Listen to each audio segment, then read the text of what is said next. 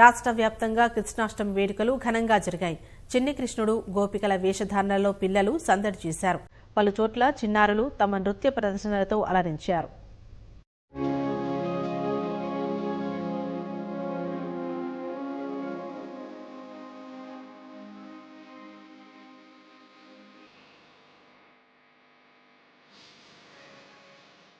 హైదరాబాద్ బంజారాహిల్స్లోని శ్రీ వెంకటేశ్వర స్వామి హరేకృష్ణ స్వర్ణ దేవాలయంలో నిర్వహించిన కృష్ణాష్టమి వేడుకలకు మాజీ మంత్రి హరీష్ రావు, రాజ్యసభ సభ్యుడు కేశవరావు, ఆబ్కారీ శాఖ మంత్రి శ్రీనివాస్ గౌడ్ హాజరయ్యారు. పూజా కార్యక్రమాల్లో పాల్గొన్నారు. మేడ్చల్ జిల్లా బోడుప్పల్లోని ఓ పాఠశాలలో చిన్ని కృష్ణుడు, గోపికల వేషధారణతో చిన్నారులు ముద్దులొలికారు.